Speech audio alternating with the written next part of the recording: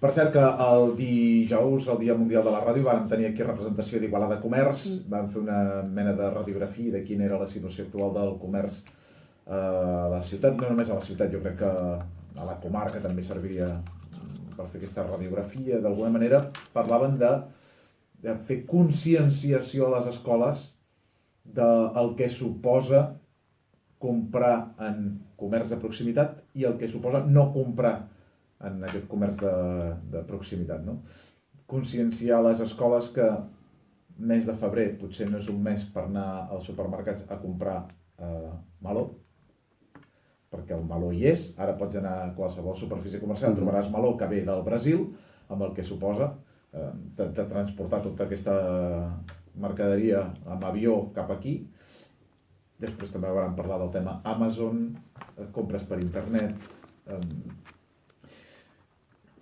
Per exemple, em va sorprendre que el responsable de Servisimó, que ven cotxes, que et digui no, és que setmanes abans o mesos abans que una fruiteria tanqui, a mi ja m'està afectant, perquè quan un comerç de proximitat tanca vol dir que ell ja està en números vermells. Si ell està en números vermells vol dir que no se li passarà pel cap comprar un cotxe.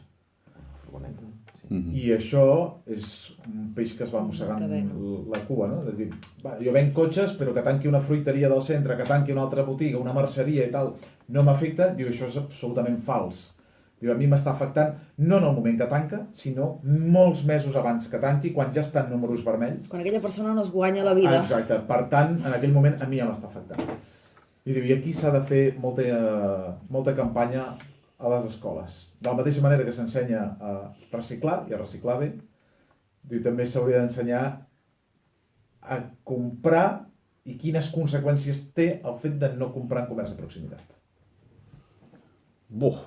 Què s'entén per comerç de no proximitat? Home, Amazon, per exemple, no? Perfecte. M'agrada que treguis aquest tema perquè jo he tingut l'oportunitat de parlar 2 vegades com a mínim amb els comerciants d'Igualada o amb els seus representants.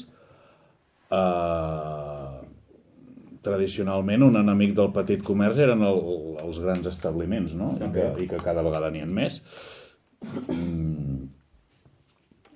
I els hi feia la reflexió, però dic, si aquests grans establiments que competeixen probablement entre ells, que vosaltres sou formiguetes per ells, vull dir, ni us tenen en compte ni els molesteu, ni sou enemics, no? Doncs si tots aquests grans aposten pel comerç electrònic, què us fa pensar que vosaltres no ho heu de fer? Parleu d'immediatesa, quina cosa més immediata hi ha que anar a la botiga i que t'atenguin al moment i que t'emboliquin el regal. No sé. Potser jo no tinc temps per anar a la botiga mentre tu la tens oberta.